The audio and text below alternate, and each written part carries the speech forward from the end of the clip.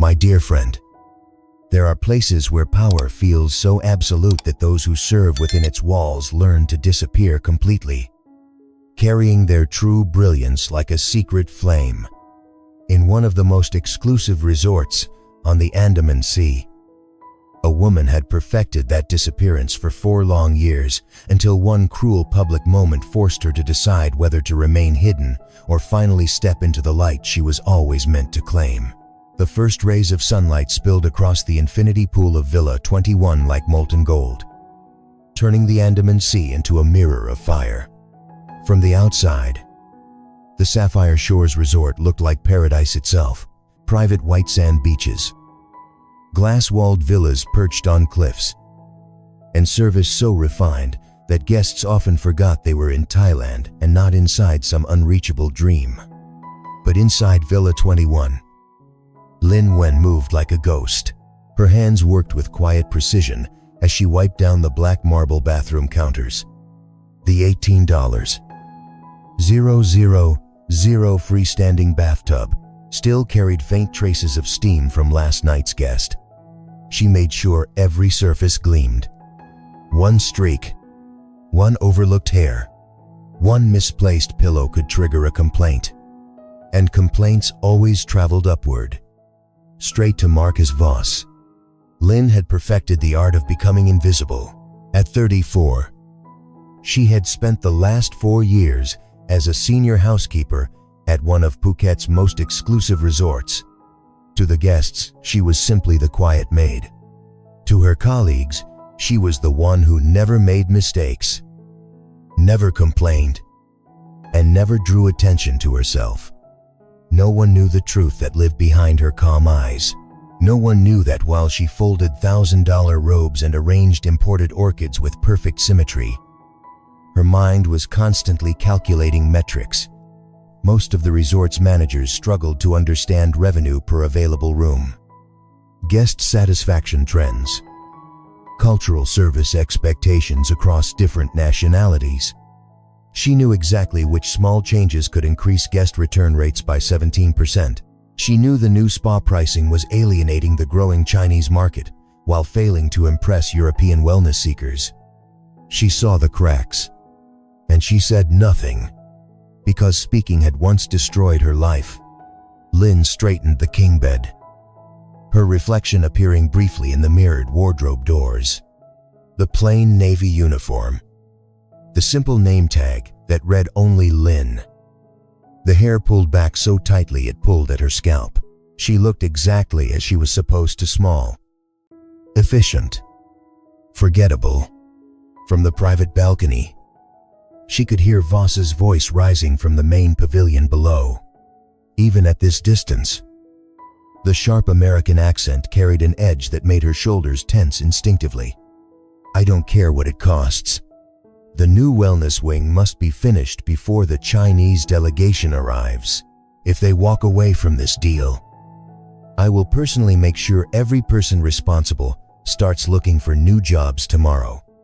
His voice was the voice of a man who had never known what it felt like to be powerless. Linh stepped back into the shadows of the villa as Voss paced near the pool deck, phone pressed to his ear. He was tall, commanding, dressed in a crisp white linen shirt that probably cost more than her monthly salary. At 48, Marcus Voss owned a chain of luxury resorts across Southeast Asia. He moved through the world like it belonged to him, because in many ways, it did. She had seen him destroy careers with a single sentence. She had watched managers leave his office with tears in their eyes. Power like his didn't ask for respect. It demanded fear. And yet, as Linh watched him, she noticed something that made her stomach tighten. The new pool attendants were positioning the lounge chairs facing the wrong direction for the morning sun. European guests arriving tomorrow preferred southeast exposure during breakfast service. It was a tiny detail, but in a resort where breakfast could cost $900, tiny details decided everything. For one dangerous second, Linh almost stepped forward, almost opened her mouth to correct them. Then the memory of Hanoi crashed over her like cold water. The boardroom, the betrayal, the way her own expertise had been twisted and used against her, the way trust had cost her everything she had built. Linh turned away and continued her work in silence.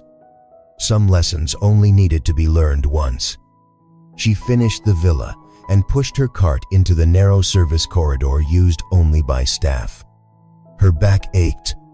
Her knees protested after 4 straight hours on hard floors, but her face remained perfectly composed as she passed 2 younger Thai housekeepers, whispering in fear. "Did you hear, Mr. Voss is furious today.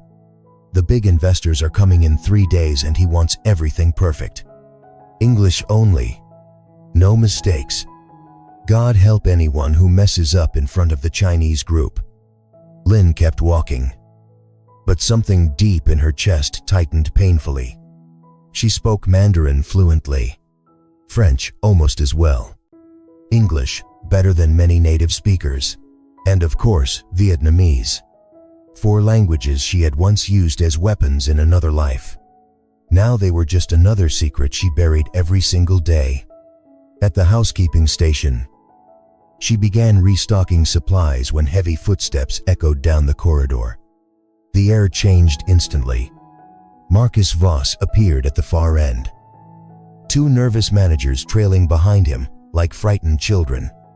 His presence filled the narrow space, sucking the oxygen out of it. His sharp eyes swept across the area and landed on Linh for the briefest moment. She immediately dropped her gaze to the floor, heart pounding. To him, she was nothing, just another uniform in a sea of them. But as Voss turned and continued walking, issuing orders that made the managers pale, Linh allowed herself one quiet, dangerous thought. One day, this silence might finally break. And when it did, nothing at Sapphire Shores would ever be the same again. The service corridor smelled of lemon polish and quiet desperation. Linh kept her head down as she pushed the heavy linen cart toward the staff elevator. But her ears caught every word of the conversation, unfolding 20 feet behind her. Marcus Voss had cornered the resort's food and beverage director against a wall stacked with fresh towels. His voice carried that particular tone, calm on the surface, razor sharp underneath. "I told you last month, David, the new breakfast pricing needs to scream exclusivity. $280 for avocado toast and eggs. That's what the guests expect at Sapphire Shores, not your little local market experiment." David, a soft-spoken Australian who had run 5-star kitchens from Sydney to Singapore, shifted his weight like a man facing a firing squad. "Sir, the Chinese delegation coming next week. Many of them prefer simpler, authentic Thai options at breakfast. Our data shows," Voss laughed once, short and cold. "I don't pay you for data. I pay you to make this place feel like it costs a fortune. Raise the price, add gold leaf, or whatever nonsense makes Instagram happy. And while you're at it, tell the staff English only when the delegation arrives. No broken accents. No whispering in Thai. This isn't some backpacker hostel." Linh's fingers tightened on the cart handle until her knuckles went white. She had run the exact same numbers 3 nights earlier in her tiny off-resort room, using the outdated staff computer no one else bothered with. The Chinese market was shifting toward wellness and cultural authenticity, not Western excess. The new pricing would alienate the very investors Voss was desperate to impress. She could have told him in 30 seconds. She could have shown him projections that proved a 23% drop in repeat bookings from Asia if the changes went through. Instead, she kept moving. Invisible. Silent. Because 4 years ago in Hanoi, she had spoken up. She had been the youngest hospitality executive ever promoted to regional operations director at Vietnam's most prestigious hotel group, fluent in 4 languages. Armed with an MBA from the Sorbonne and 3 years at a luxury chain in Paris, Lin had redesigned service protocols that increased group revenue by 41% in 18 months. Her superiors had called her brilliant. Her team had called her family. Until the night the chairman's son decided her success threatened his own. One whispered accusation about cultural misalignment. One forged report claiming she had leaked confidential pricing to a competitor. One board meeting where her flawless French presentation was suddenly too aggressive for our Asian markets. By morning, she had been escorted out with nothing but a severance check and the clothes on her back. Her mother's medical bills had eaten the money in 6 weeks. Pride had kept Lin from asking for help, and the industry blacklist had followed her like smoke. So now she cleaned marble and kept secrets. The elevator doors opened. Lin stepped inside. But before they closed, she caught a final glimpse of Voss walking away. His shoulders were squared with absolute certainty. The kind of certainty that only came from never having been truly broken. She pressed the button for the service basement. Alone in the metal box, Lin allowed herself one long, shaky breath. The contradiction inside her chest burned hotter every day. Part of her, the old Lin, the one who once commanded boardrooms, wanted to march into his office and lay every mistake bare. The numbers, the cultural misreads, the quiet ways he was bleeding the resort dry while believing he was making it stronger. But the other part, the survivor who had learned that power protected itself, stayed perfectly still. Pride was a luxury she could no longer afford. Down in the basement laundry, the air was thick with steam and the low hum of industrial machines. 3 other housekeepers were already sorting linens. They glanced up as Lin entered, offering the small, tired smiles of women who understood the weight of staying invisible. "You hear about the new breakfast prices," one of them whispered in Thai. "Mr. Voss wants gold on the toast now." Lin gave the smallest nod, folding pristine white sheets with mechanical precision. Inside, her mind was already 3 steps ahead. She could see exactly how the Chinese delegation would react to the overpriced, inauthentic menu. She could predict the polite smiles that never reached their eyes.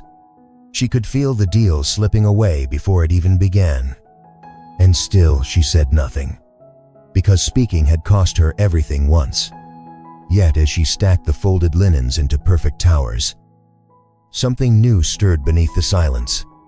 Not quite anger. Deeper, a slow, cold resolve that had been growing since the moment she first heard Voss dismiss an entire culture with 2 casual sentences. She remembered the exact day she had arrived in Phuket 4 years ago, suitcase in one hand, shame in the other. She had taken the housekeeping job because it was the only door still open. She had told herself it was temporary, that one day she would rebuild. But temporary had become permanent, and every morning she watched a man who understood nothing about service destroy the very thing she had once lived to perfect. Lin finished her stack and straightened. For the briefest second, her reflection appeared in the polished steel of the dryer door, eyes sharp. Jiao set. The ghost of the executive she used to be staring back. She blinked, and the ghost vanished. But it didn't disappear. It waited. Later that afternoon, while changing the linens in the presidential villa, Lin overheard Voss on another call, this time with the resort's marketing team. "Scrap the new campaign. I want something bolder. Tell the world Sapphire Shores is where the elite come to feel superior. Use that line exactly, and make sure the photos show only Western guests. The Chinese delegation doesn't need to see themselves reflected here, they need to want what they can't have."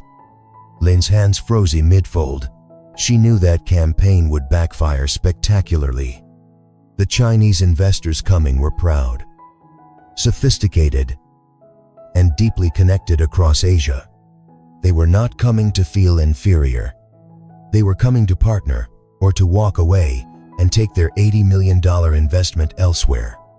She could have stopped it, One quiet suggestion to the right person. One anonymous note. Instead, she finished the villa in perfect silence, wheeled her cart out, and closed the door behind her with the softest click. But as she walked down the palm-lined path toward the next suite, Linh felt the weight of every unspoken word pressing against her ribs like a gathering storm. She didn't know it yet, but the first crack in her silence was already forming. And Marcus Voss had no idea the woman cleaning his floors was quietly keeping score. The grand pavilion glowed under strings of soft amber lights as the evening breeze carried the scent of frangipani and sea salt across the open-air terrace. Crystal glasses clinked. Low laughter rose and fell like waves. Sapphire Shores had never looked more flawless or more fragile. Marcus Voss stood at the center of it all, flanked by two senior managers. His white linen shirt open at the collar just enough to suggest relaxed power. The Chinese delegation had arrived 30 minutes earlier, 8 impeccably dressed executives from Shanghai and Beijing, their faces polite masks that revealed nothing. Behind them, a handful of European VIPs and a few influential travel bloggers completed the audience. $80 million hung in the balance, and everyone in the room could feel the weight. Linh moved among them like smoke. She carried a silver tray of chilled lychee martinis, her steps silent on the polished teak floor. Her navy uniform blended perfectly with the background. No one looked at her twice. That was the point. Until the moment everything changed. One of the Chinese investors, Mr. Li, mid-50s, sharp eyes behind thin gold frames, set his empty glass down and turned slightly as Linh passed. In careful but accented English he asked, "Excuse me, could I have another, and perhaps something lighter? The heat today was quite strong." Linh stopped. She had heard the subtle request behind the words. He wanted the house special non-alcoholic version they kept for high-profile guests who didn't drink in business settings. She answered softly, switching to fluent Mandarin without thinking, her voice low and respectful. "Of course. Mr. Li, would you prefer the lychee infusion with sparkling water and fresh mint, or the ginger lime cooler we prepare for our honored guests from Beijing?" Mr. Li's eyebrows lifted a fraction surprise, then quiet approval. He nodded once, before Linh could move. Voss's voice sliced through the murmur of conversation like a whip. "Linh." Every head turned. She froze, a tray balanced perfectly, heart suddenly hammering against her ribs. Voss was staring directly at her, his smile fixed but his eyes cold. "Step forward, please." The distance between them felt like miles. Linh walked the 10 steps with her head slightly bowed.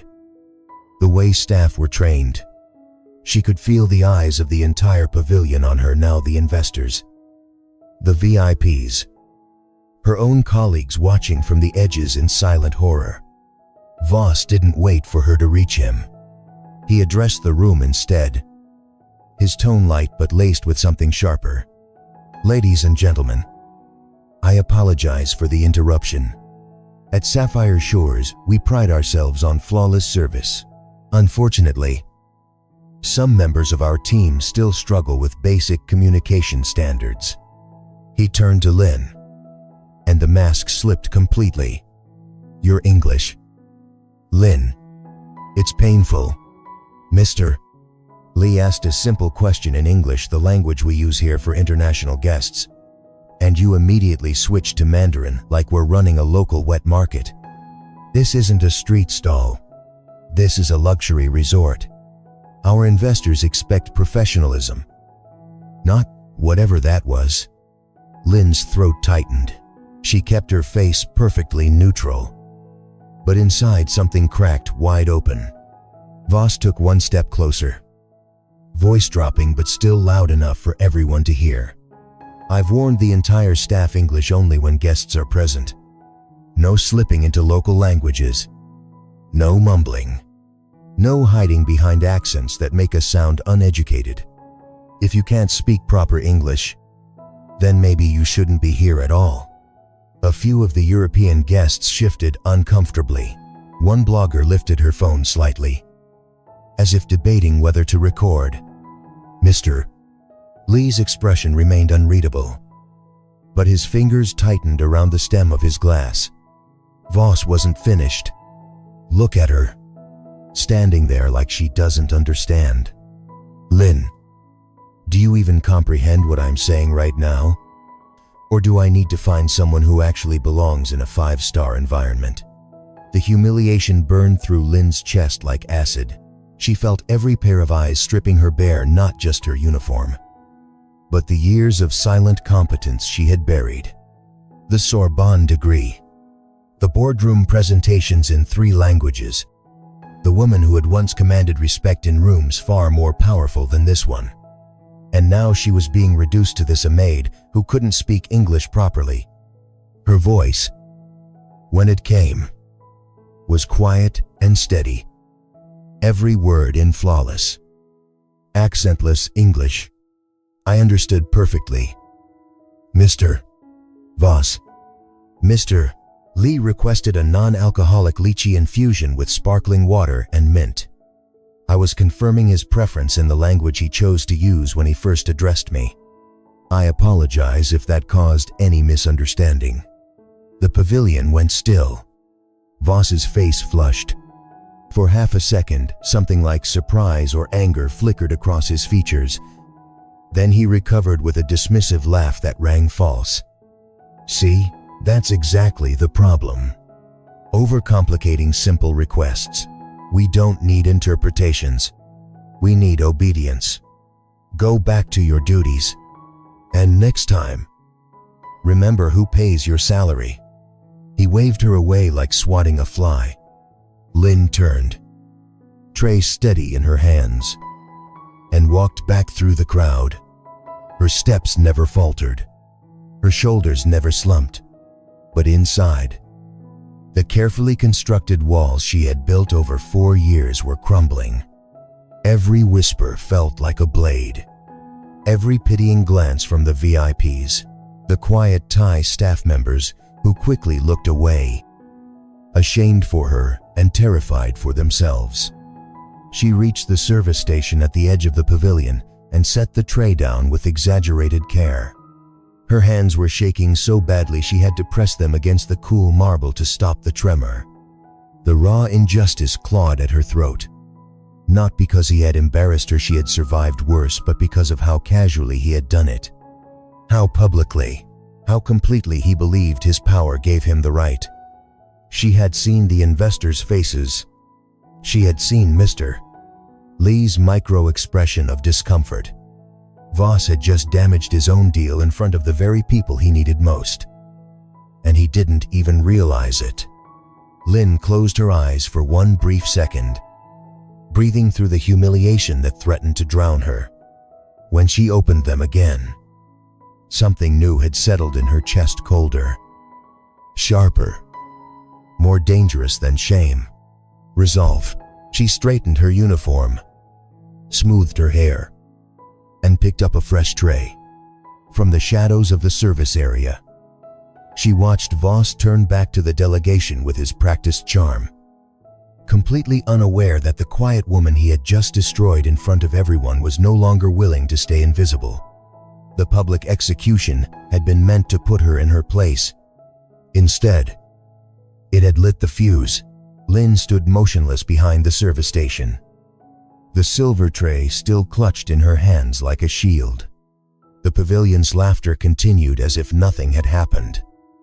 But every sound now felt sharpened, aimed at her.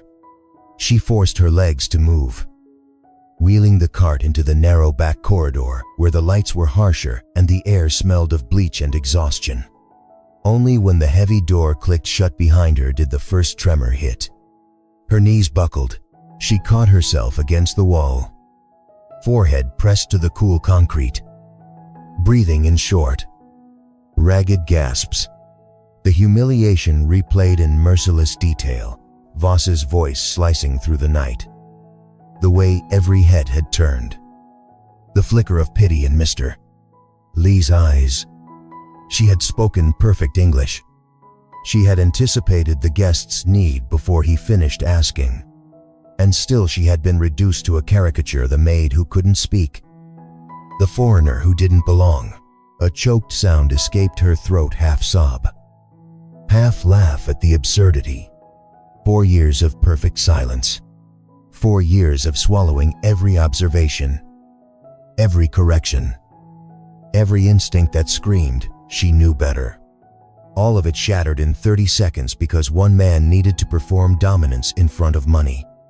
She made it to the staff changing room on autopilot, peeling off the navy uniform with shaking fingers. The fabric felt contaminated now, stained by public shame.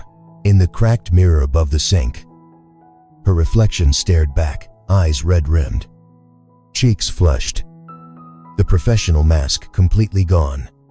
This was the face no one at Sapphire Shores had ever seen. The face of a woman who had once walked into 5-star boardrooms in Paris and Hanoi carrying proposals that changed entire hotel portfolios. Lynn sank onto the wooden bench, elbows on her knees, and let the tears come. They weren't gentle. They tore out of her in ugly waves, shoulders heaving, one hand clamped over her mouth to muffle the sound. She cried for the girl who had graduated top of her class at the Sorbonne on a full scholarship. She cried for the executive who had redesigned service standards for a 200-room luxury tower in Hanoi, turning red ink into record profits. She cried for the daughter who had flown home when her mother's cancer returned, only to discover that the family business partner had already forged documents transferring control of the small boutique hotel they owned together. The betrayal had been surgical. A single board meeting where her own numbers, the very projections she had stayed up 3 nights creating, were presented as evidence of financial recklessness. The chairman's son had smiled while reading them aloud. Linh Nguyen's ambition is admirable, but her methods risk our reputation. By the time she understood what was happening, security was escorting her out. Her mother's treatment money vanished into legal fees. The cancer took her 6 months later. Lynn had stood at the grave with empty hands and a heart full of ash. That was when she learned the real cost of speaking up. Power didn't debate, it erased. So she had come to Phuket, took the only job that didn't ask questions, cleaned rooms, kept her languages locked away like dangerous weapons, told herself survival was victory enough. Until tonight, the tears slowed eventually, leaving her hollowed out and strangely clear. She wiped her face with the back of her hand and stared at the floor tiles until the pattern blurred.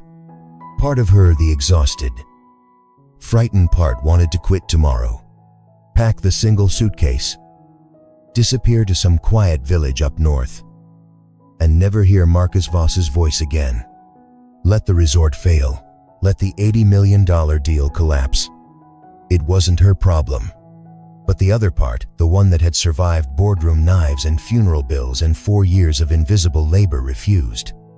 She stood slowly, legs steadier now, walked to her locker and pulled out the small, worn notebook she kept hidden beneath spare uniforms.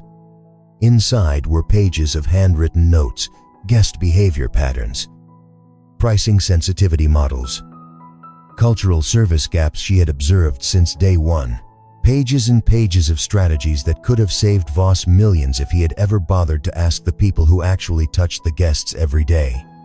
Lynn flipped to a fresh page and wrote a single line in neat Vietnamese. They humiliated the wrong woman. She closed the notebook.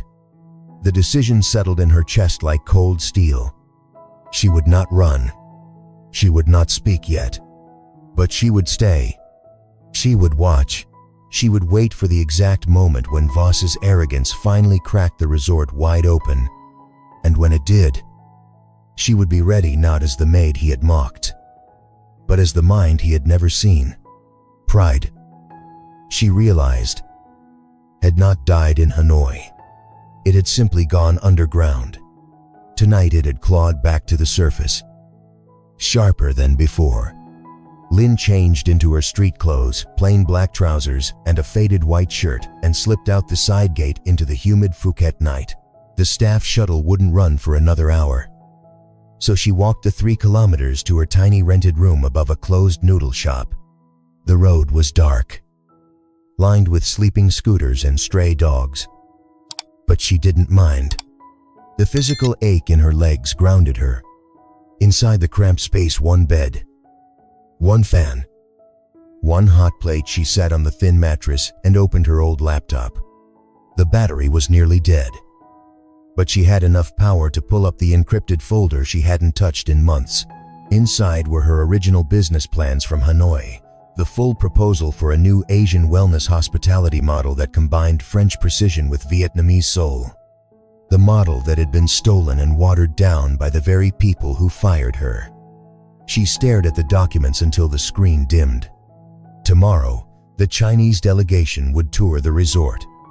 Voss would parade them through overpriced breakfasts and culturally tone-deaf marketing. She would be there invisible, silent, watching every mistake. And somewhere in the coming days, when the deal teetered on the edge of collapse, she would decide whether to let it fall or whether to step out of the shadows and catch it. Linh closed the laptop. The room was silent except for the ceiling fan's lazy rhythm. She lay back on the bed, fully clothed, eyes open in the dark. The shame was still there, raw and pulsing, but beneath it burned something cleaner, something patient, resolve. Marcus Voss thought he had put her in her place tonight. He had no idea he had just handed her the match. The ceiling fan in Linh's rented room spun lazily, stirring the humid air without cooling it. She lay on the narrow bed, staring at the cracks in the plaster. The laptop balanced on her stomach like an old wound she kept reopening. The screen glowed faintly with the folder she had not touched in years. Hanoi Legacy. Original Vision.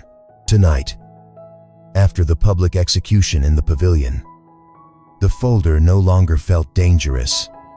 It felt necessary. She clicked it open, and the past flooded in.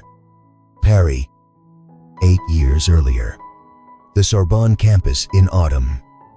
Leaves the color of burnt gold against stone buildings older than her country. Linh had arrived on a full scholarship at 26. The only Vietnamese student in her cohort, while others partied along the Seine. She lived in a 6th-floor walk-up and spent nights translating luxury hospitality case studies into Vietnamese so her mother back home could understand them. Her thesis on cultural intelligence in ultra-luxury service won the Dean's Award. 3 international hotel groups offered her contracts before she even graduated. She chose the one in Hanoi. Home called louder than Europe. Within 18 months, she was regional operations director for the Imperial Lotus Group, Vietnam's most prestigious boutique hotel collection. At 29, she redesigned guest experience protocols across 5 properties. She introduced subtle touches, handwritten notes in the guest's native language. Not just English. Breakfast buffets that respected regional palates instead of forcing Western dominance. Staff training that taught empathy as a skill, not a slogan. Revenue jumped 41%. Industry magazines called her the Quiet Revolution. Board members invited her to strategy sessions. The chairman himself once told her, "Linh, you see what others miss." She believed him. Then her mother's diagnosis came. Stage 3, breast cancer. The small family hotel they still owned in Hoi An, the one her father had built before he died, was the only asset left. Linh poured every bonus, every raise into treatments. She worked 18-hour days, flew between Hanoi and Hoi An on red-eye buses, and still found time to create the full wellness hospitality model that would later be stolen from her. The proposal was her masterpiece, a chain of intimate resorts that blended French precision, Vietnamese soul, and data-driven personalization. She presented it in flawless French during a closed board meeting, projecting growth curves that made the room go silent. The chairman's son, Kian, had smiled the entire time. 2 weeks later, the trap closed. She still remembered the exact temperature in the boardroom, too cold. The air conditioning set for foreigners. Keen stood at the head of the table holding printed copies of her own proposal. But the numbers had been altered. Projections inflated. Risks hidden. Cultural notes twisted to sound disrespectful to traditional Vietnamese values. He read excerpts aloud, voice dripping concern. Ms. Nguyen's ambition is admirable, he said, but her methods risk exposing us to regulatory scrutiny and cultural backlash. I move we reject this direction immediately. Lin had stood, heart hammering, and defended every line with calm precision in Vietnamese, then English, then French for the European investors present. She showed original files on her laptop. She offered to walk the board through the data live. It didn't matter. Security arrived before she finished speaking. The chairman, the man who had once praised her, wouldn't meet her eyes. Kian had already prepared the severance papers and a quiet non-disclosure clause. The forged report was attached as evidence. By sunset, she was on the street with one cardboard box and the clothes she wore. Her mother's final months were paid for by selling the family hotel at a loss. Lin sat beside the hospital bed translating French medical journals into Vietnamese so her mother could understand the treatment options. On the last night, her mother gripped her hand and whispered, "You were always too good for them. Kongai, don't let them make you small." She died 3 days later. Lin buried her beside her father in Hoi An, then took the first cheap flight out of Vietnam she could afford. Phuket, a place far enough that no one would know the disgraced executive. She applied for housekeeping because it required no references and asked no questions.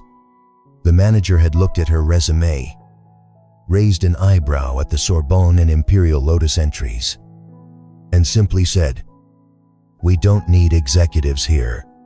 We need people who can make beds perfectly." She had smiled and answered, "I can do that." For 4 years, she had kept that promise. Now, in the dim room above the noodle shop, Lin scrolled through the old proposal on her laptop. The wellness hospitality model that could have transformed the Imperial Lotus into a regional powerhouse. The same model that, with small adaptations, would perfectly suit Sapphire Shores' Chinese delegation crisis. She saw the numbers she had once calculated in Paris cafes, the cultural insights she had gathered from her mother's stories, the service innovations she had tested in Hanoi. Everything Voss was about to destroy was right here.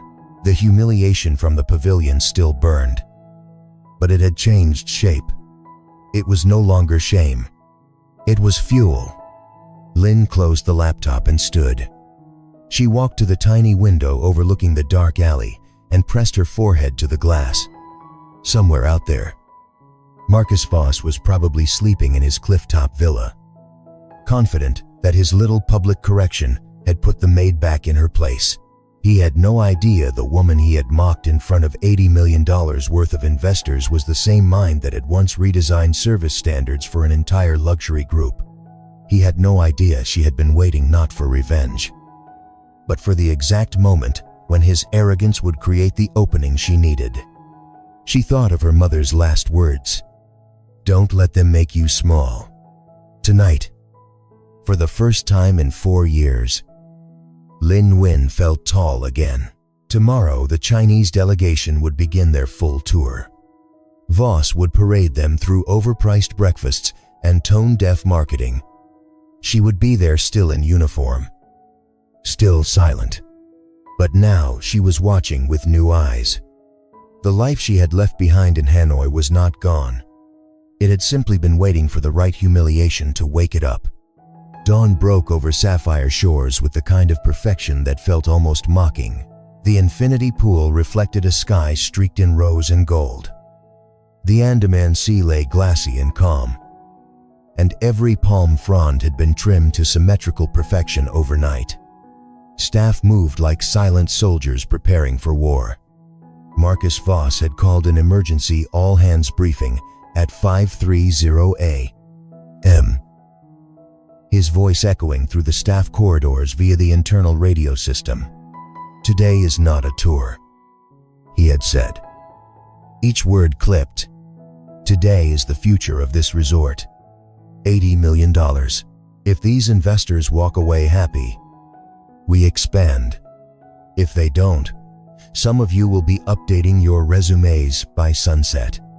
English only. Smiles only. No mistakes." Linh heard the broadcast while ironing guest robes in the basement laundry. She folded the fabric with mechanical calm, but her pulse had quickened. The Chinese delegation, 8 executives led by Mr. Li and his deputy, Madame Chen, had been given the full royal treatment private jet from Shanghai, ocean view villas, and a schedule so tightly orchestrated it left no room for genuine conversation. Voss had personally approved every detail, right down to the welcome gift baskets filled with imported French champagne and Swiss chocolates. Nothing local. Nothing that might suggest the resort actually belonged to Thailand. Linh knew the choice was a mistake. The investors were not tourists chasing Western luxury. They were calculating visionaries looking for authentic cultural partnership. She had seen the same pattern in Hanoi, foreign investors who smiled at gold leaf toast but signed deals with properties that respected their roots. Voss was building a stage set instead of a bridge. By 0 a.m., the delegation arrived at the main pavilion in a convoy of discreet black SUVs. Linh stood at the edge of the service corridor, uniform pressed, tray of welcome drinks balanced perfectly. She was close enough to observe without being seen. Voss greeted them personally, all broad smiles and firm handshakes, his linen suit tailored to project effortless success. "Welcome to Sapphire Shores," he announced in loud, deliberate English. "The jewel of Phuket.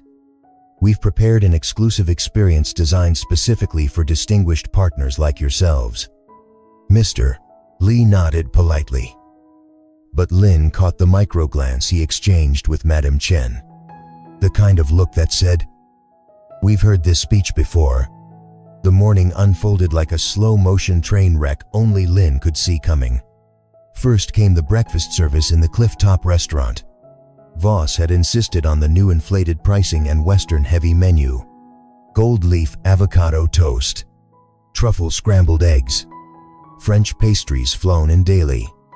No congee, no fresh mango sticky rice, no quiet corner for guests who preferred lighter, familiar flavors after long flights.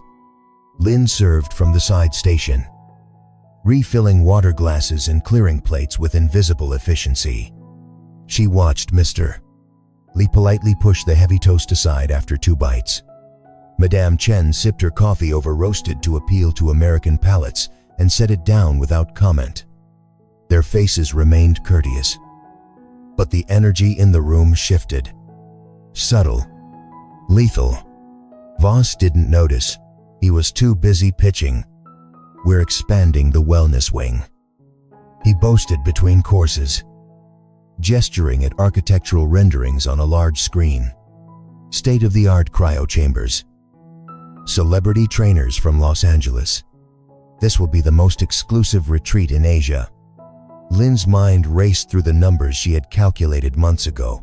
The Chinese market wanted traditional Thai herbal compresses, meditation pavilions overlooking the sea, and programs rooted in local wisdom, not imported cryo machines that cost a fortune to maintain. The data was clear. Wellness guests from Greater China returned at 42% higher rates when the experience felt culturally resonant. Voss was building a temple to his own ego. By midday, the pressure had thickened.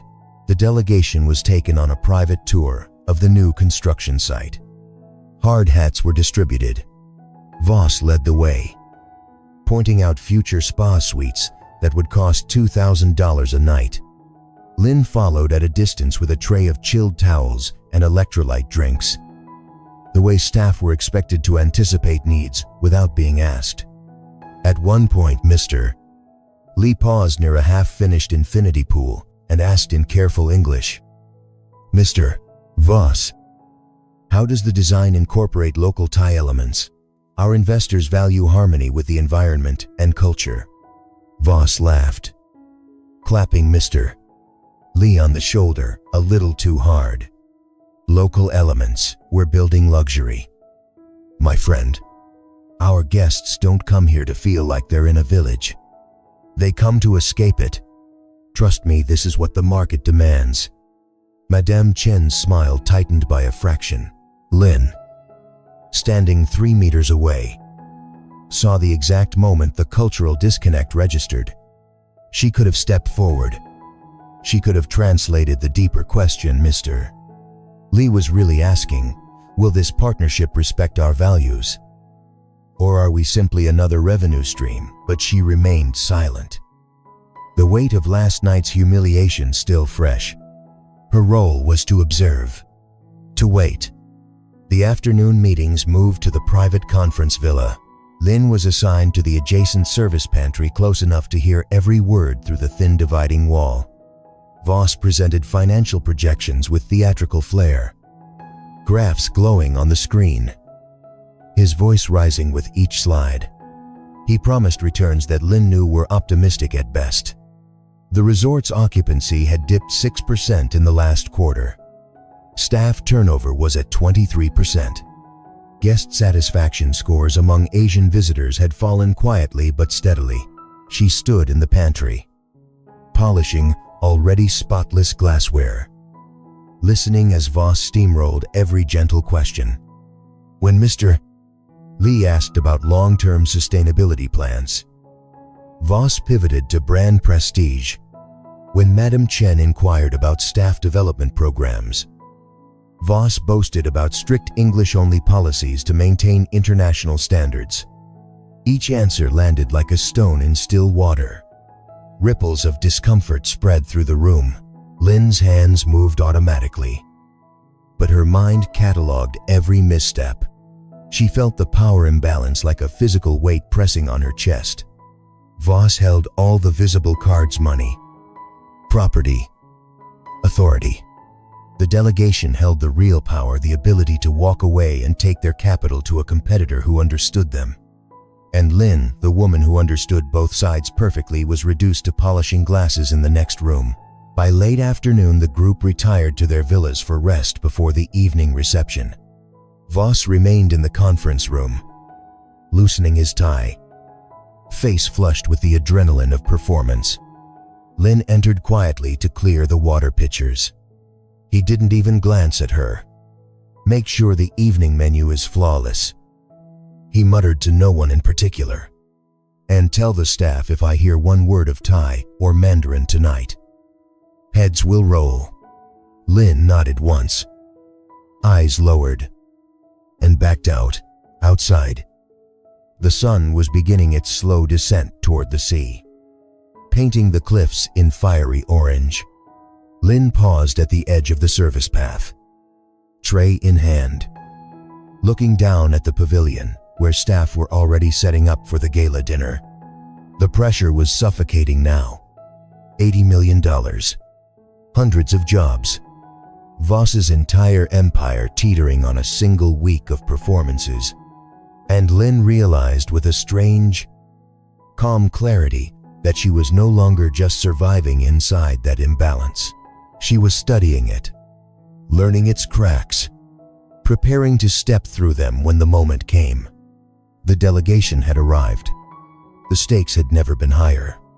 And the quiet woman no one noticed was the only person on the property who truly understood what was about to break. The evening reception draped the pavilion in layers of calculated luxury that felt increasingly brittle under the weight of unspoken tension. Soft string music floated from hidden speakers, mingling with the gentle crash of waves below the cliffs. Tables had been arranged in an intimate horseshoe, so Voss could hold court at the center. His back to the sea like a king surveying his domain. The Chinese delegation sat politely in their assigned places, dressed in tailored dark suits and elegant silk blouses. Their expressions schooled into perfect neutrality.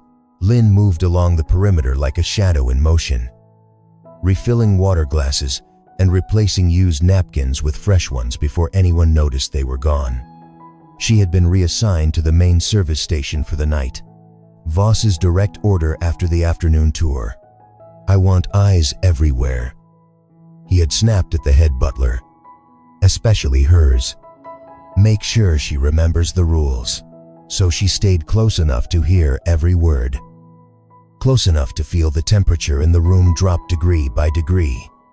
Voss rose at the head table, raising a glass of vintage champagne that cost more per bottle than most staff earned in a month. "To new partnerships," he declared in his booming English. "To Sapphire Shores, becoming the crown jewel of Asian luxury. And to leaving the old ways behind, no more village hospitality. We're building something the world will envy." "Mr." Lee lifted his glass with a courteous nod. But Linh saw the fractional hesitation in his wrist. Madame Chen smiled, yet her eyes remained cool. The toast landed awkwardly, like a stone skipped across water that never quite caught the rhythm. The first course arrived: seared foie gras with berry reduction and edible gold flakes. Voss had personally approved the menu, rejecting every suggestion for lighter Thai or fusion options. They're here to experience 5-star, not street food, he had told the chef that afternoon. Now he watched the delegation with expectant pride as they took their first bites. "Mr." Lee set his fork down after 2 small pieces. In careful English he said, "The presentation is exquisite, Mr. Voss. However, after the long flight, perhaps something with local herbs would settle better. We have a tradition of lighter first courses in business dinners." Voss laughed, the sound too loud for the intimate setting. "Local herbs? Come on, Mr. Lee. You're not in a night market now. This is what separates us from the competition. Real luxury doesn't apologize for being rich. Eat up, the next course is even better." A ripple of discomfort passed through the delegation. Linh, standing 3 meters away, polishing unused cutlery, felt it like static electricity. She knew exactly what Mr. Lee had been trying to signal: the heavy richness would sit poorly after travel. And culturally, forcing rich Western starters on Chinese guests during initial negotiations carried an undertone of dominance. Voss had missed it completely. Conversation turned to the expansion plans. Voss launched into another monologue, gesturing broadly at projected images on a discrete screen behind him. "We'll have private butlers for every villa, all trained in proper international standards. English only. Of course, no confusion, no misunderstandings. That's how you keep the experience consistent."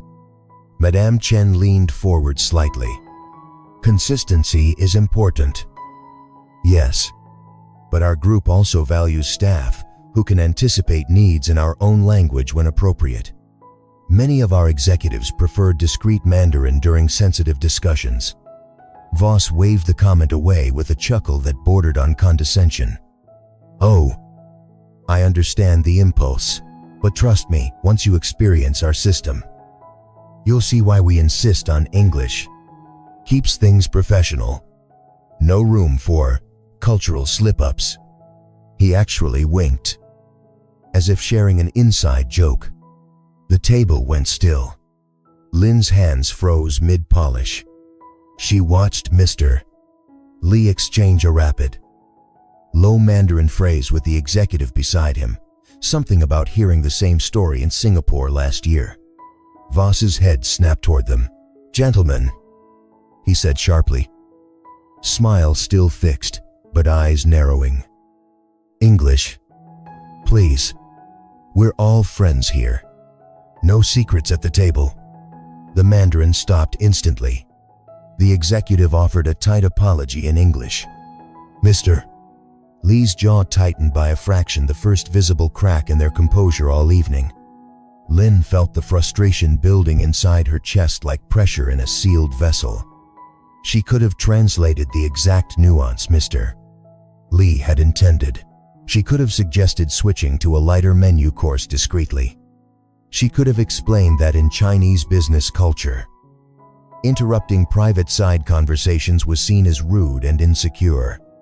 Instead, she remained silent, refilling Madame Chen's water glass with steady hands while her mind screamed the corrections Voss refused to hear. The main course arrived: Wagyu beef with black truffle sauce and imported asparagus. Voss carved into his portion with theatrical enthusiasm. Now this is what I'm talking about. None of that spicy local stuff that burns your tongue. Clean. Elegant. Expensive. That's the Sapphire Shores brand. One of the younger executives, Mr. Zhang, he tried politely. Actually, many of us enjoy Thai spices when prepared with balance. It reminds us of home while still feeling special. Voss leaned back, fork in hand, and delivered the line that made Lin's stomach turn. Home is nice for vacation, my friend, but here you're buying into the future. Leave the spices to the tourists. We're selling aspiration. He laughed again, clapping Mr. Zhang on the shoulder across the table. Besides, with the money you're bringing, you'll be able to buy all the street food you want back in Shanghai. The laughter that followed from Voss's side of the table felt forced. The delegation smiled thin, professional smiles that never reached their eyes. Lin saw Madame Chen's fingers tighten around her napkin. She saw Mr. Lee glance at his watch. A subtle signal. The evening had already cost them more than time. By dessert, a towering chocolate construction dusted with gold, the cultural deafness had become almost unbearable. Voss pushed another round of champagne, ignoring the fact that 3 of the executives had switched to tea. He told a story about a previous deal in Bali where the locals tried to haggle like it was a market, framing it as charming backwardness. The delegation listened in polite silence. Lin stood at the service station, heart pounding with a mixture of rage and helplessness. Every misstep Voss made widened the chasm. The $80 million deal wasn't just slipping, it was being actively pushed away by a man too arrogant to notice he was standing on the edge. As the group rose to move to the lounge for after-dinner drinks, Voss caught Lin's eye and beckoned her over with 2 sharp fingers. You bring the special cognac tray personally. And remember, English only. Don't embarrass me again. Lin nodded once, eyes lowered, and turned toward the bar. But as she walked, the resolve from the night before hardened into something sharper. Voss thought he was in control. He had no idea the woman he kept humiliating was the only one who could still save the deal he was destroying. And the cost of his deafness was about to become impossible to ignore. The lounge terrace hummed with the low murmur of waves and strained conversation. Moonlight silvered the infinity edge, turning the sea into liquid obsidian. The delegation had retreated here after dinner, sinking into deep rattan sofas while Voss circled like a shark scenting blood. He had ordered the special cognac service, the one reserved for closers, and now he leaned over a low table strewn with preliminary contracts, his voice rising with forced joviality. Lin arrived with the heavy silver tray exactly as instructed, every crystal snifter polished to a mirror finish.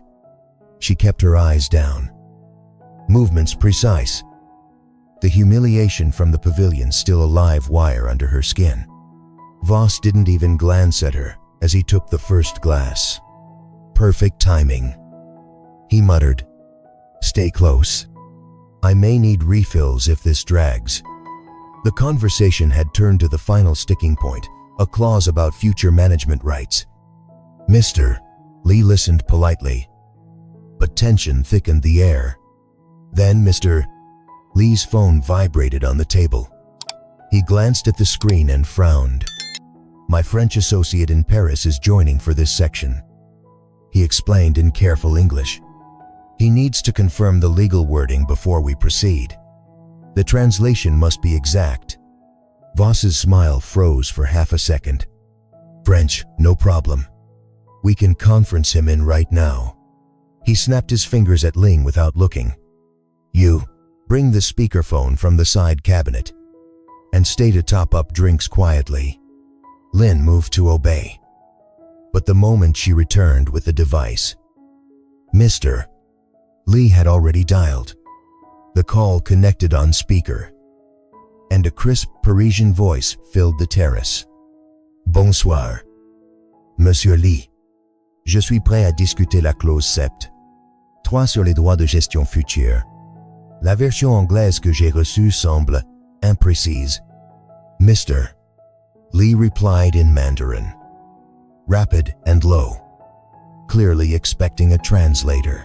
Voss's face went blank. He understood none of it. He tried to jump in anyway, speaking loud, slow English as if volume could bridge the gap. Gentlemen, let's keep it in English for clarity. Clause 7.3 gives us operational control for the first 5 years standard procedure. Simp. The French voice cut back in. Sharper now. Pardon. Mais cela ne correspond pas à ce que nous avons négocié à Paris, Monsieur Lee. Pourriez-vous clarifier? En français ou en mandarin, Madame Chen leaned forward, switching to Mandarin for Mr. Lee. Il dit que la clause ne protège pas suffisamment nos intérêts culturels dans la gestion locale. Voss's jaw tightened. He understood nothing. The delegation shifted uncomfortably. The deal, $80 million, was hanging on this exact misunderstanding. He turned to Lin, voice low and venomous. You're supposed to be useful. Translate what they're saying. Now. And do it in English so I can respond. Lin's heart slammed against her ribs. This was the moment. After 4 years of silence, after the public shaming, after every instinct told her to stay small, Voss was ordering her into the fire, expecting another chance to humiliate her. She set the tray down slowly. Her voice, when it came, was calm, measured, and perfectly accented. Bien sûr, she said first in flawless French, addressing the speakerphone directly. Monsieur, la clause 7.3 telle qu'elle est rédigée donne effectivement le contrôle opérationnel à Sapphire Shores pendant 5 ans. Mais Monsieur Lee s'inquiète de la protection des pratiques locales et culturelles.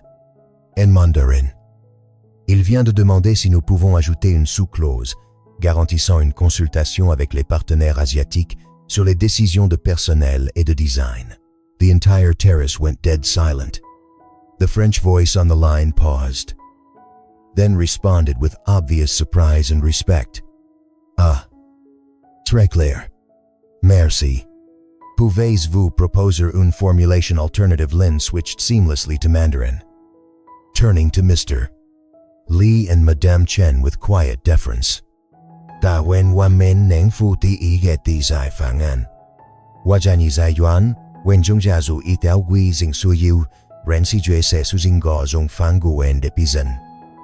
Ye bill hu ven ua easier. Mr. Lee's eyes widened. Madame Chen sat up straighter. For the first time all evening, genuine surprise and interest broke through their professional masks. Lin continued, without missing a beat, translating her own suggestion back into precise English for Voss and then into French for the Paris contact. She added a subtle strategic layer she had observed earlier in the day. This addition would also align with the investor's preference for phased cultural integration, potentially increasing long-term occupancy by 28% based on similar Asian-European partnerships. The French associate actually chuckled. C'est remarquable. Qui est cette personne? Voss stood frozen, cognac glass halfway to his lips. His face had gone from flushed confidence to ash-pale disbelief. The delegation stared openly now, not at him, but at the woman in the Navy housekeeper uniform who had just navigated 3 languages with the precision of a seasoned diplomat. Mr. Lee spoke directly to Lin in Mandarin, voice warm for the first time. Ni shi she ni ming bai wa men de wan xin. Lin answered softly in the same language, eyes lowered but voice steady. Was shi se li de I mingo zoren yuan? Zan wa zu yi zao le ni men de guan jie. Voss finally found his voice. Hoarse. Lin. How she met his eyes for the first time since the pavilion. The power dynamic in the air had cracked wide open.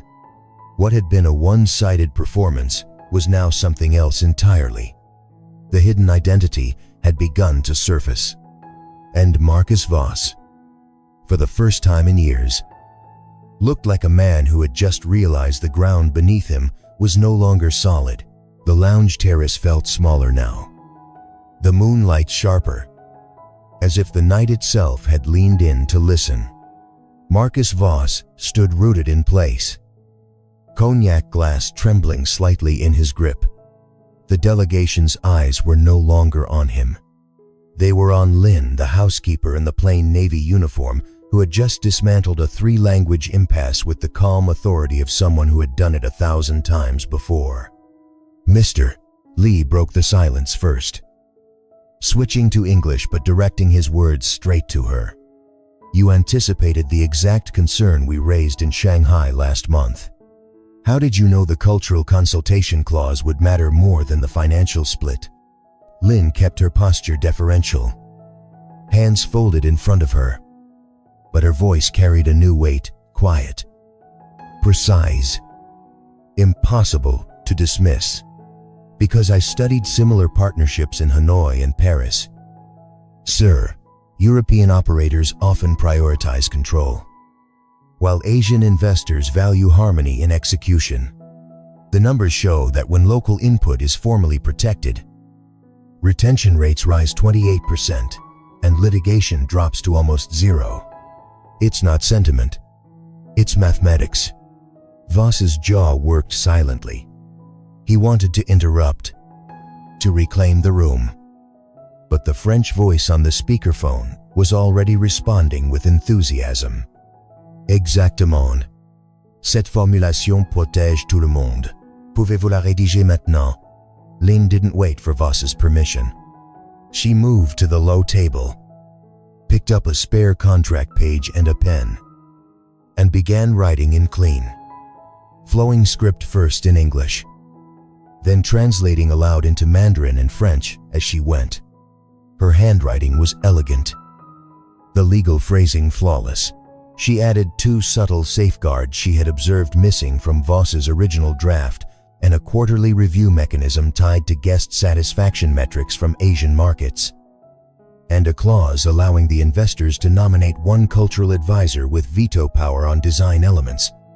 She slid the page across to Mr. Pravat. Lee.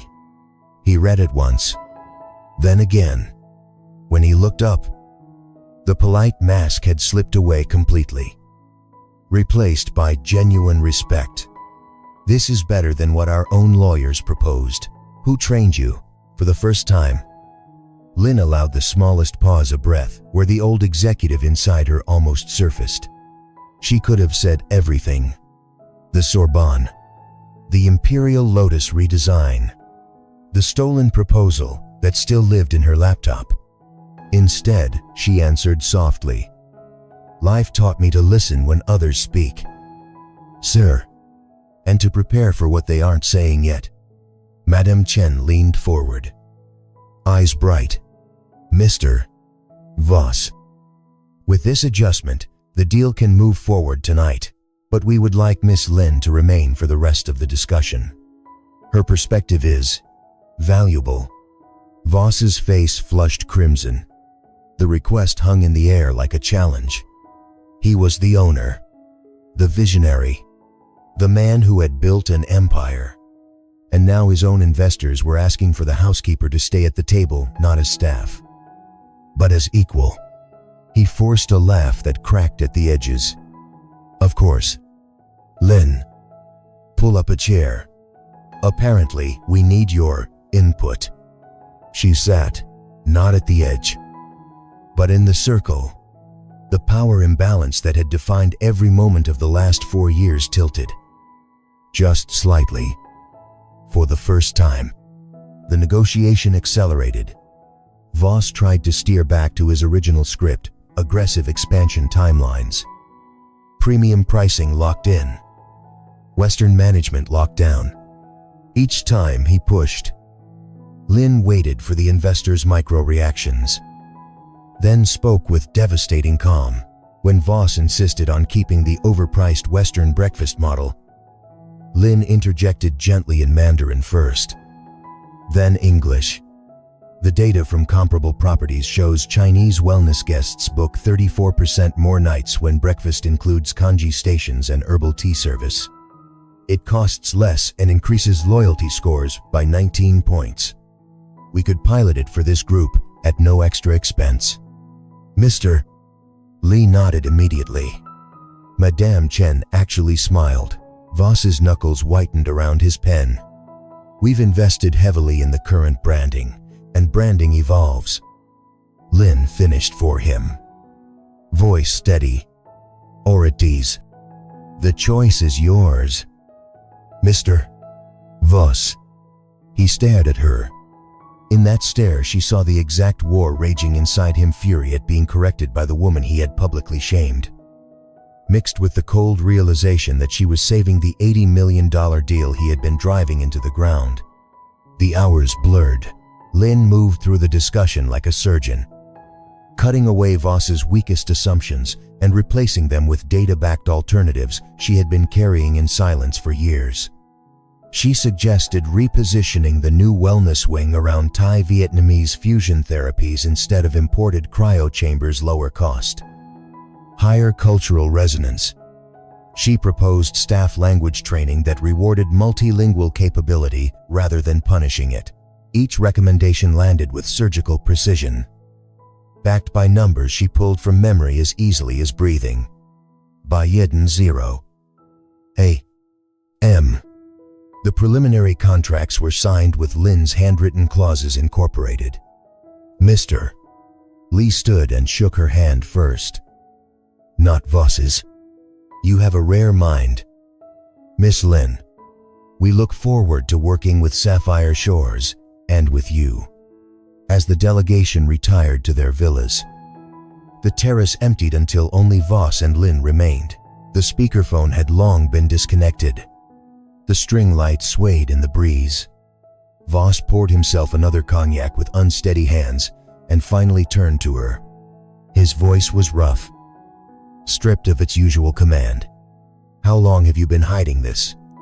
Lin met his eyes without flinching. The internal contradiction she had carried for 4 years, the survivor who needed the job versus the strategist who despised the waste, finally had room to breathe. Since the day I started cleaning your floors. Mr. Voss. He took a long swallow, staring at the signed pages as if they had betrayed him. Reluctant respect warred with bruised ego across his face. For the first time, he looked at her not as furniture, but as a threat. And something else. Something closer to need. Tomorrow's full-day strategy session with the full team, he said at last. You'll be there. Not in uniform. I'll have clothes sent to your room. And Lin. He paused, the words clearly costing him.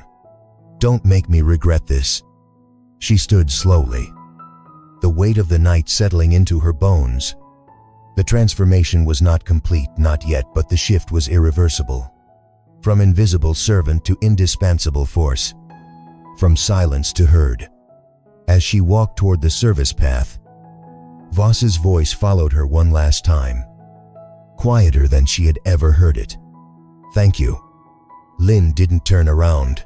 She simply nodded once and disappeared into the shadows. But inside, the storm she had held back for 4 years was no longer content to stay hidden, and Marcus Voss had just invited it to the table. The morning light cut across the private conference villa like a blade, sharp and unforgiving. Marcus Voss paced the length of the long mahogany table. The signed contracts from last night spread out before him like evidence in a trial he hadn't expected to face. His senior team, 6 managers who had spent years learning to nod at his every command, sat in uneasy silence. The Chinese delegation would return at noon for the final walkthrough, and every decision made in the next 4 hours would either lock in the $80 million future or watch it evaporate. Voss stopped at the head of the table, jaw tight. "She'll be here in 10 minutes. Clothes were delivered to her room at 6. I expect full cooperation. No questions. No attitude. This is still my resort." The managers exchanged glances but said nothing. They had all heard the stories filtering through the staff channels by dawn. The housekeeper who spoke 3 languages like a UN translator and rewrote the contract clauses on the spot. Whispers had turned into something closer to awe. Voss could feel the shift in the air, and it burned. A soft knock sounded. The door opened. Linh stepped inside wearing the outfit Voss had ordered. Sent to her room a tailored charcoal blouse and slim black trousers that fit with quiet elegance. No uniform. No name tag. Her hair was still pulled back neatly. But the change was unmistakable. She looked like the professional she had once been: composed, alert, dangerous in her competence. The room went still. Voss gestured abruptly to the chair at his right hand. "Sit. We start now." Linh sat without a word. The power imbalance that had once felt absolute now hummed with friction. Voss launched into the agenda expansion timelines. Pricing adjustments. Marketing repositioning. Every third sentence, he caught himself glancing sideways at her. Waiting. The dependence was immediate and humiliating. When he pushed for keeping the gold leaf breakfast model unchanged. Linh spoke for the first time. Voice low, but carrying. "The revised congee and herbal station pilot will cost 12% less in procurement and test 29% higher satisfaction among the target demographic. We can roll it out as an optional upgrade for the delegation today. No risk to the brand if it fails." Voss's pen stopped mid-note. His managers stared at their folders. He wanted to snap that he had built this empire without her input. That she had spent 4 years making beds. Not strategy. Instead, he heard himself say, "Run the numbers again out loud." Slowly. She did. Calmly. Precisely.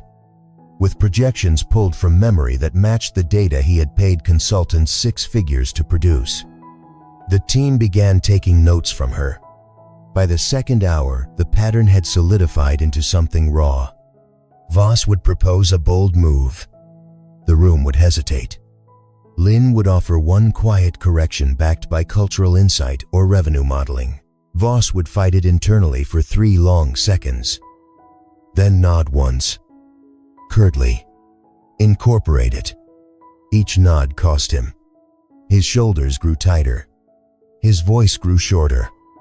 In a private side conversation during the coffee break, he cornered her near the window overlooking the cliffs. "You enjoy this, don't you?" he muttered. Low enough that the others couldn't hear. "Watching me lean on the woman I humiliated 2 nights ago." Linh met his eyes without flinching. "I enjoy watching the resort survive." "Mr. Voss, your ego is the only thing standing in the way." The words landed like a slap he couldn't return. Because she was right. The delegation loved her suggestions. "Mr. Lee had already texted Voss personally asking if Miss Lin could join the afternoon site inspection. The dependence wasn't optional anymore. It was structural. They returned to the table. When the discussion turned to staff training, Voss tried one last power play, insisting on stricter English-only enforcement. Lin waited until he finished, then spoke directly to the group. Multilingual capability increases guest loyalty scores by 31% in Asian markets. We train for fluency and discretion, not punishment. The investors specifically asked for it last night. Voss's fist clenched under the table. He could feel the slow thaw beginning, not warmth exactly, but the reluctant admission that her mind was sharper than his in this arena. He hated how much he needed it. Hated how the team now looked to her first on certain points. Hated that every correction she gave came wrapped in quiet respect instead of triumph. Yet something else stirred beneath the resentment. A flicker of genuine curiosity. The woman he had dismissed as background noise had survived betrayal that would have broken most people. She had buried a world-class mind under hotel linens for 4 years and still chosen to help him when she could have let the deal die. By late morning, the strategy deck was transformed. Timelines adjusted. Budgets reallocated. Cultural touchpoints woven in. Voss stood at the window while the team filed out for a short break. Staring at the sea, Lin remained seated, reviewing the final slides on her own copy. He spoke without turning. "Why didn't you quit after the pavilion?" she answered simply. "Because some things are bigger than pride." He turned then, studying her face, the same face he had publicly shamed. The internal contradiction in his own chest tightened painfully. He had built his empire on never needing anyone. Now, he needed her more than he had needed anyone in years. The thawing felt dangerous, like standing on ice that might crack at any moment. "You'll sit beside me with the delegation this afternoon," he said at last. "Not as staff, as advisor. I'll make the introduction myself." Lin nodded once, but he caught the shadow in her eyes, the wariness of a woman who had once trusted power and paid for it with everything. Voss felt the discomfort settle deeper. Dependence was no longer just professional. It was personal, and for the first time in his life, he wasn't sure he could control where it led. The afternoon sun poured through the glass walls of the new wellness wing, turning the half-finished space into a cathedral of light and possibility. The Chinese delegation moved through the construction site like cautious pilgrims, hard hats gleaming, clipboards in hand. Mr. Lee and Madame Chen walked beside Marcus Voss, but their questions now carried a different weight, sharper, more expectant. Lin followed 2 steps behind, still in the charcoal blouse and trousers, her presence no longer invisible but not yet claimed. Voss had introduced her at the start of the tour with a single clipped sentence. "Lin has been assisting with some cultural notes." Nothing more. No mention of the contract clauses she had rewritten at 1 a.m. No credit for the breakfast pilot already being prepared in the kitchens below. The dependence that had gripped him that morning had begun to curdle into something colder by noon. Lin felt it immediately. The way he cut across her when she started to explain the herbal compress stations. The way he redirected every investor question back to his own vision. The small, almost imperceptible shift from leaning on her mind to erasing her from the narrative. By the time they reached the meditation pavilion overlooking the cliffs, the pattern had hardened. Voss stood at the edge, arms spread wide, painting the future in broad strokes. "This entire wing will redefine Asian luxury," he declared, voice ringing with the old confidence. "We listened to our partners, incorporated their feedback, and created something truly groundbreaking. The cultural integration you see here, that was my directive from day one." Mr. Lee nodded slowly, but his eyes flicked to Lin. She kept her face neutral, hands clasped, the familiar weight of invisibility settling back over her shoulders like an old coat she had hoped to burn. Inside, the contradiction tore at her. Part of her, the survivor who had lost everything in Hanoi, whispered to stay silent, to let Voss take the glory, to keep the job, the paycheck, the fragile safety she had clawed back after her mother's death. Speaking up had destroyed her once. Why risk it again when the deal was already signed? But the other part, the strategist who had spent 4 years watching waste and arrogance bleed this resort dry, refused to shrink. She had saved the negotiation. She had protected the very future Voss was now claiming as his alone. And the moral wound of it burned hotter than any public humiliation. Voss continued the tour, steering the group toward the press area, where 2 local journalists and 1 international lifestyle blogger waited. Cameras clicked. Microphones appeared. Voss straightened his linen jacket and launched into a polished monologue about visionary leadership and bridging East and West.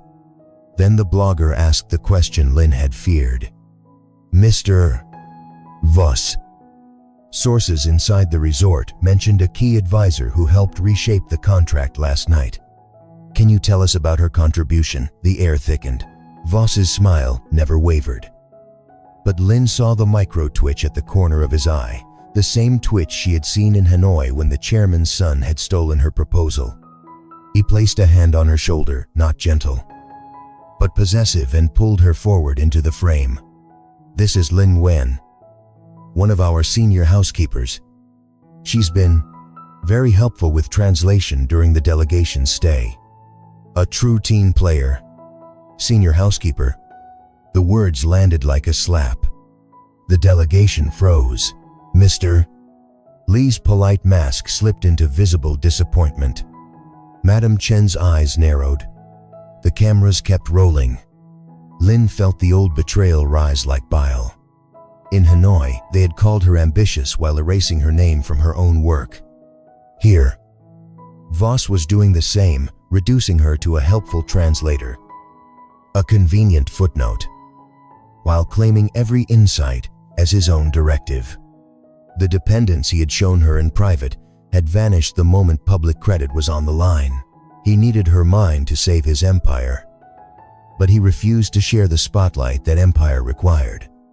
She stood there, the weight of 4 years of silence crashing down. The internal war reached its breaking point. Stay quiet and keep surviving, or speak and risk everything. Again, the job, the safety, the fragile new respect from the investors. Voss's hand tightened on her shoulder. A silent warning. Keep playing the role. Lin looked at Mr. Lee. She saw the question in his eyes, the same question her mother had asked on her deathbed. Will you let them make you small? The moral awakening came not as thunder but as a quiet, devastating click inside her chest.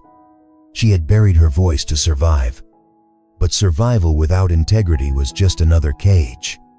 She stepped forward, gently removing Voss's hand from her shoulder. Her voice carried across the press area, calm, clear, in perfect English. "Mr. Voss is being modest. The contract adjustments that allowed this partnership to move forward, the cultural consultation clause, the breakfast pilot, the multilingual training framework were my recommendations. I spent 4 years observing every guest interaction on this property. The data, the cultural nuances, the projections, they came from me." The cameras flashed. The delegation nodded with open approval. Mr. Lee actually smiled. Voss's face drained of color. For one suspended second, the power imbalance inverted completely, the owner exposed, the housekeeper claiming her due in front of the world. Then Voss recovered with a tight laugh, stepping in front of her slightly. "Lin has a vivid imagination after long shifts. We appreciate her enthusiasm. But let's keep the focus on the vision that built Sapphire Shores." The betrayal was complete. He was pushing her back into the shadows, not out of malice, but out of raw, terrified self-preservation. He had tasted dependence and found it unbearable. The man who had never needed anyone could not afford to need her publicly. Linh stood motionless as the press conference continued around her. Inside, something fundamental fractured. Trust, the fragile bridge that had begun forming between them, lay in pieces. She faced a choice now, sharper than any she had made since Hanoi swallowed the erasure and remained the silent savior. Or confront the man who still held her livelihood in his hands. The tour ended. The delegation thanked her warmly before retreating to their villas. Voss waited until they were alone on the cliff path before turning on her, voice low and edged with something close to panic. "What the hell was that? You think you can undermine me in front of them? After everything I've given you?" Linh met his eyes. The survivor and the strategist stared at each other across the chasm he had just widened. "No, Mr. Voss," she said quietly. "I think you just reminded me why I stopped trusting power a long time ago." She turned and walked away, leaving him standing alone against the sea. The choice was no longer theoretical. It was burning in her chest like a fuse, and the next move would either save them both or destroy everything Voss had built. The betrayal clung to Linh like salt on skin after a storm. She walked the unlit service path in silence, the charcoal blouse and tailored trousers now feeling like borrowed armor that had been stripped away in front of witnesses. Voss's voice still rang in her ears, one of our senior housekeepers, very helpful with translation. The cameras had captured it all. The delegation had seen it. And she had stood there, once again reduced to a footnote in someone else's story. By the time she reached the narrow stairs above the closed noodle shop, the rain had begun soft at first, then insistent, drumming against the tin roof like impatient fingers. Linh locked the door, leaned against it, and let the first wave of rage crash through her without resistance. Not the hot, impulsive anger of the pavilion night. This was colder, sharper, the kind that had been forged in Hanoi boardrooms and tempered by her mother's grave. She had saved the deal. She had handed Voss the exact clauses that made the 80 million possible. And the moment public credit appeared, he had shoved her back into the shadows, not because he hated her, but because needing her publicly terrified him more than losing the resort. Linh crossed the tiny room in 3 steps and pulled the old laptop from under the bed. The battery indicator blinked red, but she didn't care. She opened the encrypted folder, labeled simply Legacy. Inside were contacts she had not touched in 4 years, names she had buried along with her old life. Her finger hovered over one in particular, Madame Duval, her Sorbonne mentor, the woman who had once offered her a position in Paris after graduation and later tried to warn her about Kien's ambitions in Hanoi. A single message, sent at 2:07 m. Phuket time, Madame. The proposal you once believed in is still alive, but I need a different kind of partner now, one who sees the mind behind the uniform. I have access to a flagship property in Phuket with an incoming $80M commitment that is about to fracture. I can deliver the cultural and operational blueprint you always said Asia needed. Interested, she hit send before doubt could stop her. Then she waited. The rain intensified. Linh paced the 3 meters of floor space, mind racing through possibilities she had refused to consider while she was still trying to save Voss's empire. She opened her notebook, the same one where she had written they humiliated the wrong woman after the pavilion, and began sketching something new. Not corrections to Voss's flawed vision. A complete alternative structure. A consortium. 3 mid-tier Asian luxury groups, 1 Vietnamese, 1 Singaporean, 1 Hong Kong-based, plus Madame Duval's European network. They would buy out Voss's majority stake at a premium if he faltered, but only if the operational leadership was handed to someone who understood both cultures and the numbers. Someone who had already proven she could turn the resort around. Her phone buzzed at 3:04 a.m. Paris time. Madame Duval Ling. My God. It's you. I thought the industry had lost you. Send me the current projections and the clauses you rewrote. If this is half as strong as your Sorbonne work, I can have 3 serious investors on a call by morning. But understand, this path does not include saving the current owner. It replaces him. Lin's breath caught. This was the point of no return. Not revenge. She had no interest in destroying Voss for sport. But justice. The kind that came from building something better on the ruins of arrogance. She spent the next 2 hours compiling a private dossier, the same data she had offered Voss freely, now framed as a complete turnaround strategy for new owners. Revenue models adjusted for authentic wellness programs. Staff retention projections based on multilingual respect instead of punishment. Cultural integration metrics that would make the Chinese delegation not just partners, but co-creators. At the end, she attached a single line: I no longer wish to be invisible. I wish to lead. She sent it at 5:12 a.m. By 6:00 a.m. the responses began arriving like quiet thunder. Madame Duval, 3 groups are intrigued.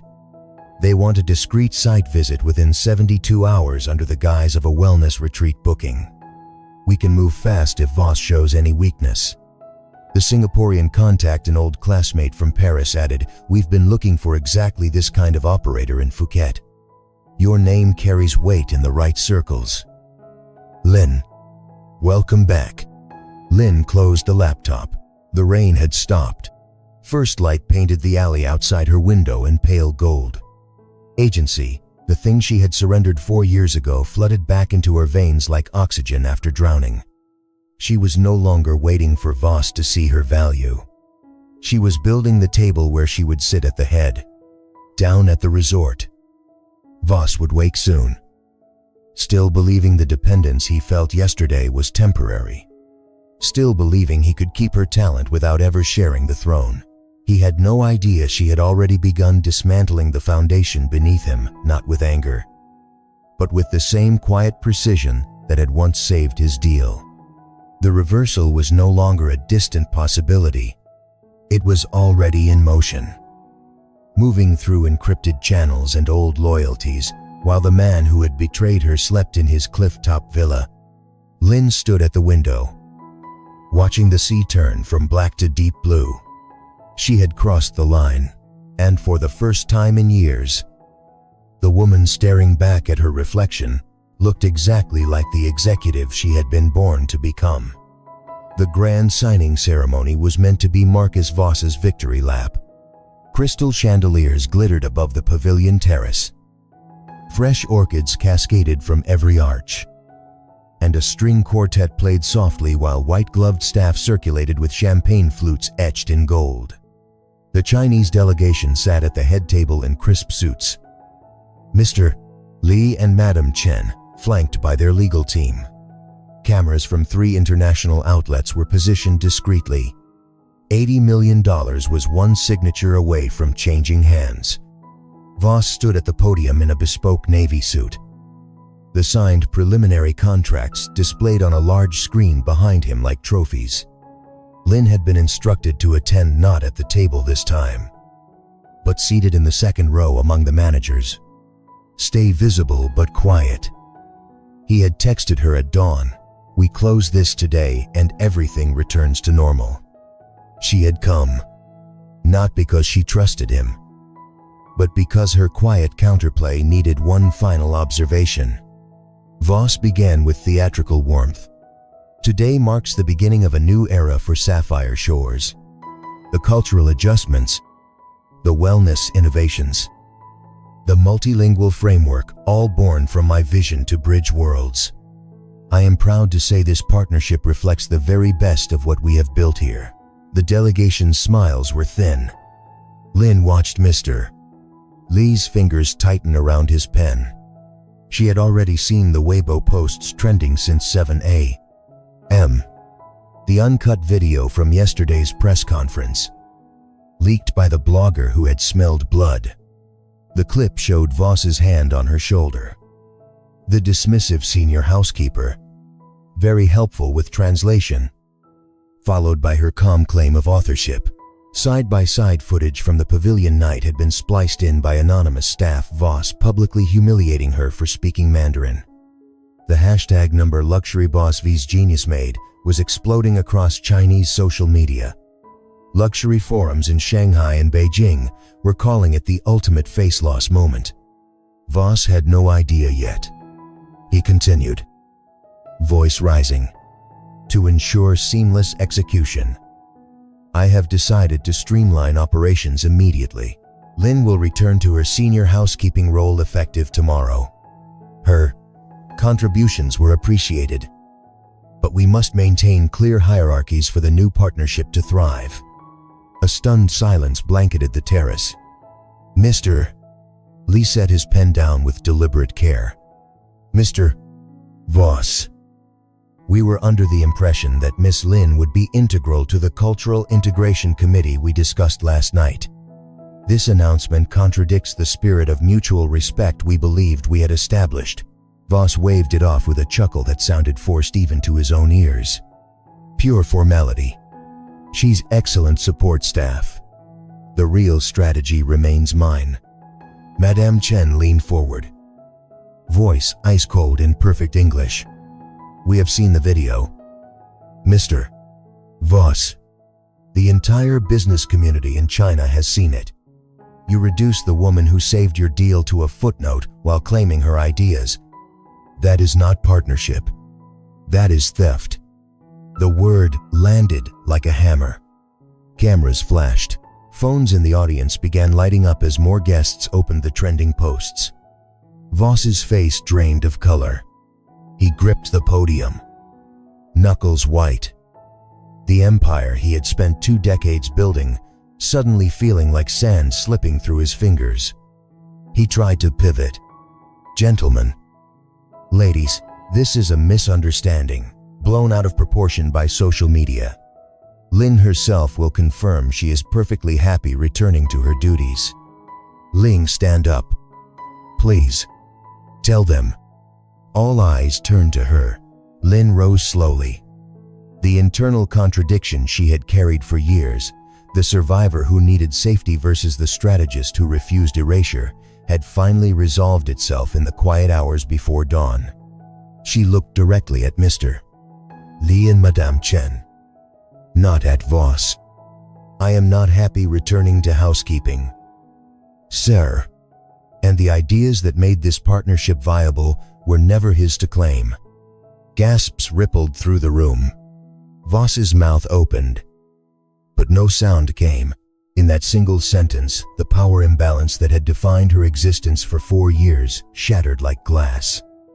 Before Voss could recover, his phone began vibrating violently on the table. Then the head of operations burst onto the terrace. Face ashen. Sir, the new wellness wing.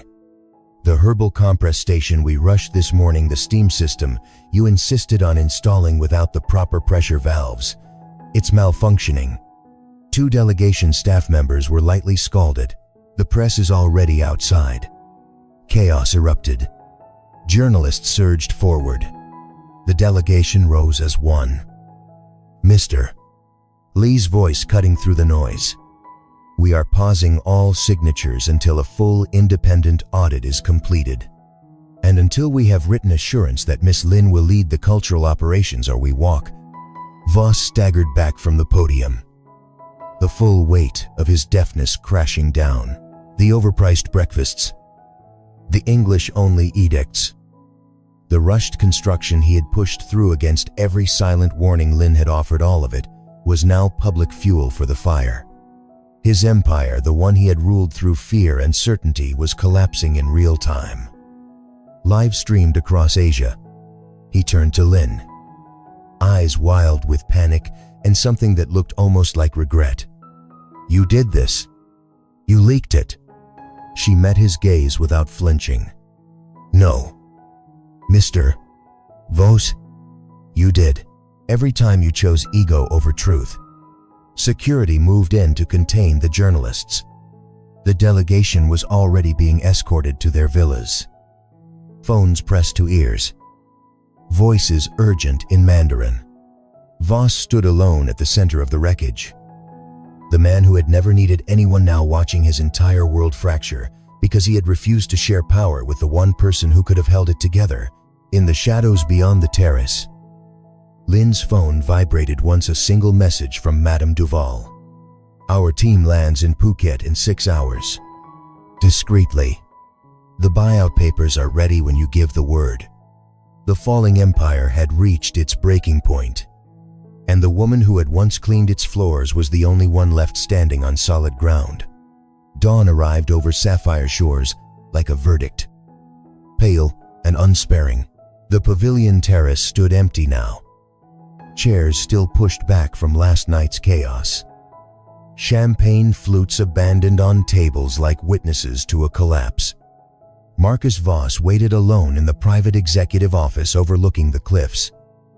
The $80 million contract scattered across his desk like fallen leaves. His phone had not stopped ringing lawyers, bankers, panicked board members from 3 continents. Each call confirmed the same truth: the Chinese delegation had frozen the wire transfer. Social media was on fire. The resort's valuation had dropped 11% overnight. He looked like a man who had aged a decade in 12 hours. Tie loosened, hair disheveled.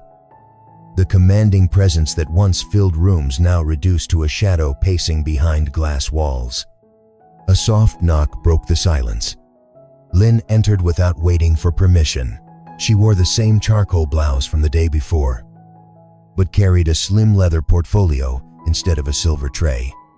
Behind her walked 3 visitors: Madame Duval, elegant, silver-haired; the Sorbonne mentor, who had flown in under the cover of a wellness booking, and 2 senior representatives from the Asian consortium. They remained discreetly by the door, giving the moment its necessary privacy. Voss stopped pacing. His eyes met hers not with anger now, but with the hollow look of a man staring at the consequences of every choice he had made. "You came," he said, voice rough. "I wasn't sure you would." Lin closed the door gently. "I came because some endings deserve to be faced in person, not through lawyers or trending videos." He gestured helplessly at the contracts. "They're pulling out. Everything I built. It's evaporating. Because of one mistake. One public moment." "No," Lin said quietly. "Because of years of the same mistake. You saw people as tools. Marcus, you saw me as a tool. Last night was only the moment the tool spoke back." He sank into the chair behind his desk. The power that had once felt absolute, now nothing more than expensive wood and glass.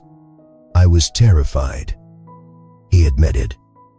The words dragged out like something sharp he had carried too long. "Terrified that if the world saw how much I needed you, they would see how little I actually built alone.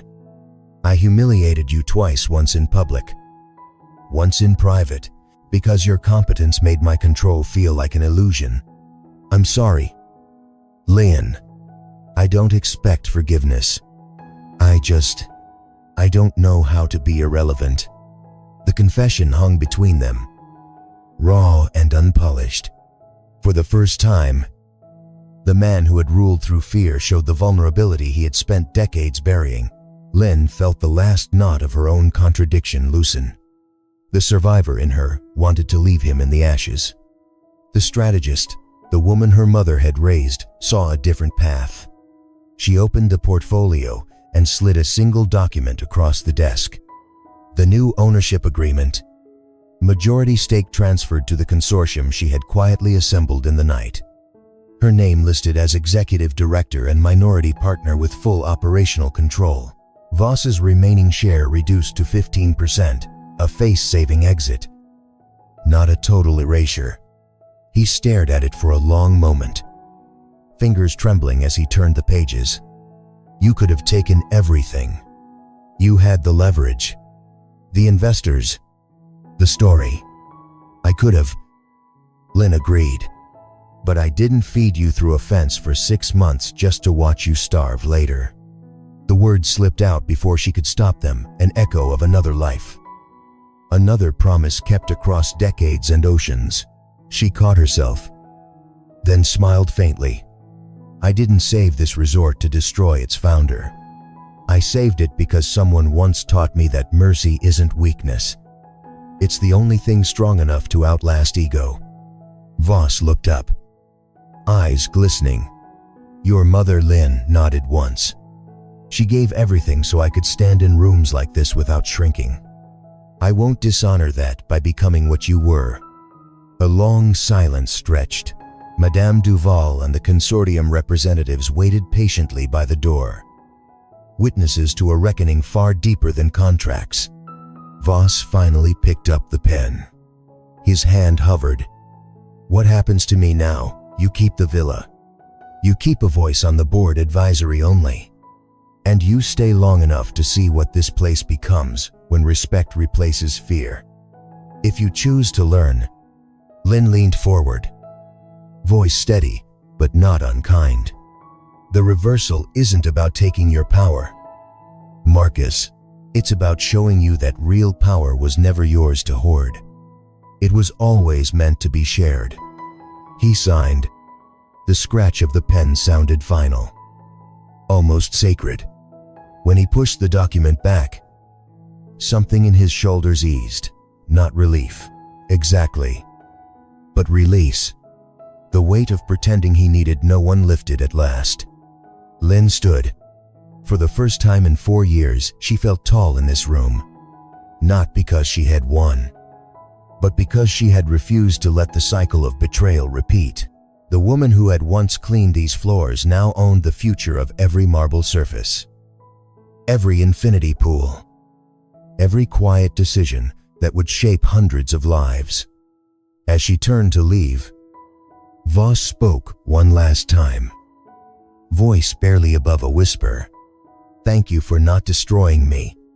Lin paused at the door, looking back at the man who had once held her fate in his hands. Thank you for finally seeing me. She stepped outside into the morning light. The Andaman Sea stretched endless and calm below the cliffs. Madame Duval offered her a quiet smile of pride. The consortium representatives shook her hand with genuine respect. Behind her, in the office, Marcus Voss remained seated, staring at the signed papers that had rewritten his empire, not with defeat, but with the first fragile seeds of something he had never allowed himself to feel before: humility. The status reversal was complete, not through vengeance, but through the quiet, earned justice of a woman who had chosen growth over destruction. Sapphire Shores would rise again, different, better, kinder. And the quiet housekeeper, who had once moved through its corridors like a ghost, now walked them as their rightful guardian. The story that began in silence had ended in light. The rain had stopped by the time you reached the end of this journey. And I hope the quiet after the storm lingers with you the way it does with me. Thank you for sitting here with me, for letting the weight of Lin's silence and Voss's unraveling settle in your chest without rushing past it. These characters didn't ask for easy redemption or loud applause. They simply asked to be seen, truly seen, after years of being looked through. What stays with me most is the way Lin chose mercy when she could have chosen ruin. Not because she owed anyone anything, but because she remembered what it felt like to be erased and refused to pass that pain forward. In a world that rewards the loudest voice in the room, she reminded us that the strongest power move is often the softest one. The decision to build instead of burn, to include instead of exclude, to hand someone a pen instead of taking the whole desk. If anything from these hours we spent together stays with you, let it be that small. Stubborn refusal to let shame have the final word. Lynn didn't wake up one morning and become unbreakable. She became unbreakable, one quiet choice at a time, the same way any of us can. In whatever corner of the world we're trying to survive right now, the sea is still out there, steady and patient. The cliffs haven't moved, and somewhere, a woman who once cleaned marble floors is walking those same corridors as their guardian, proving that the most beautiful reversals don't always arrive with fireworks. They arrive in the moment someone finally looks up and says, without raising their voice at all, I'm still here. And the world, for once, has no choice but to listen. Thank you for listening with me.